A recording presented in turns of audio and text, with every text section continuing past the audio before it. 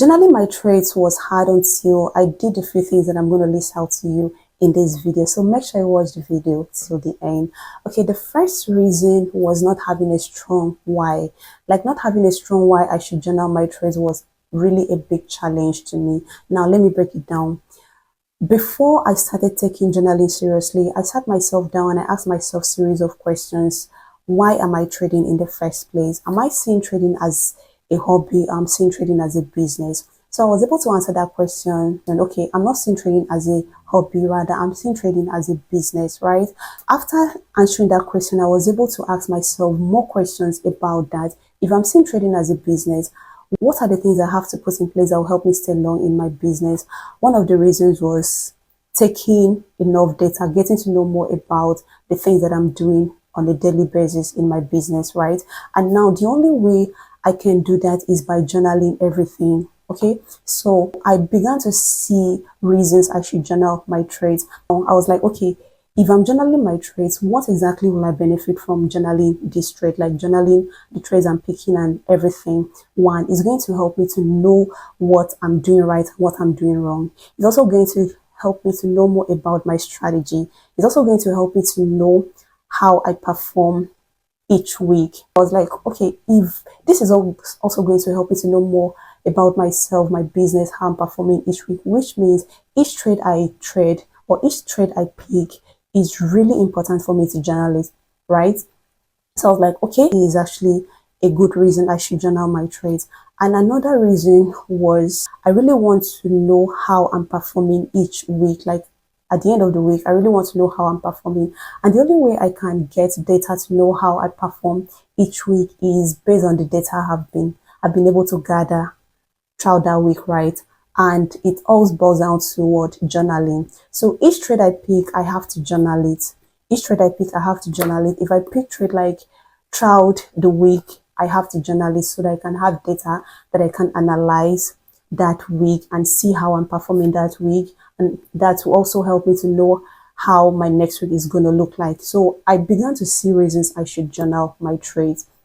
Now, it boils down to what? Having a strong why. So this strong why tends to give me clarity why I should take journaling seriously.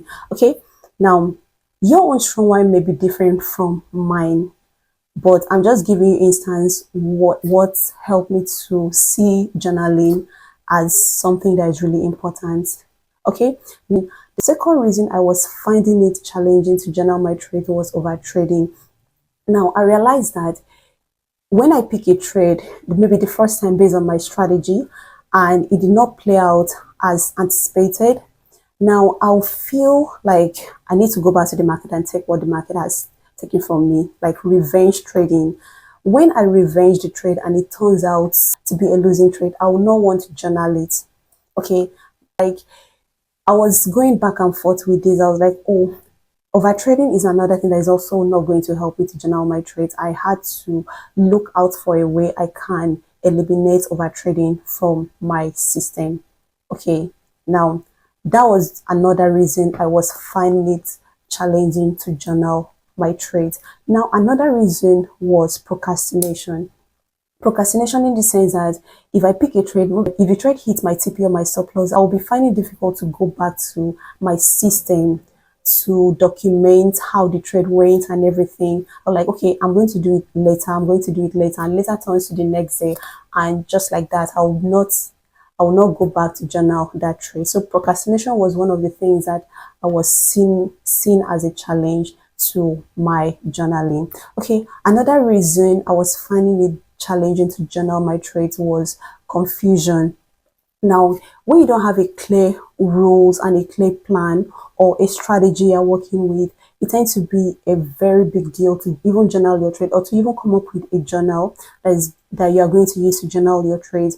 This was the reason I was also finding this challenging to journal my trades, like confusion. I really don't know how to arrange my journal, what is needed in my journal, what I need to put down, what I do need to put down, and stuff like that. So the confusion aspect was really a problem to me journaling my trades. Now, the next reason I was finding it challenging to journal my trades was fear. Not wanting to face my fear. Like if if I lose a trade, I will not want to go back to that trade to see actually what happened, what I did wrong or stuff like that. I only want to journal the winning trades. I will not want to journal the losing trades. So I was seeing that as a challenge, all right? Okay, now the next reason I was also finding it difficult to journal my trades was how complex my journal was. When I created my journal, I had a space where I have to screenshot the weekly time frame, the daily time frame, the H4 time frame, the H1 time frame, and all of those. Like, I did it the first time, the second time, the third time. I was now finding it difficult to go back to it because of how my journal was. Okay, so I had to look for a way I could make it pretty simple for me to always go back to journal my trades. I created another journal where I will just input my entry, my exit, like just to screenshot how I picked the trade, my entry and my exit, screenshots where I picked the trade and where I exited the trade, and trying to make it as simple as possible. And another reason most people don't journal their trades is because they don't really know more about journaling. Like, they don't really know what is journaling in the first place. I think in my next video, I'm going to show you how you can journal your trade, how you can create your own journal on Notion, okay?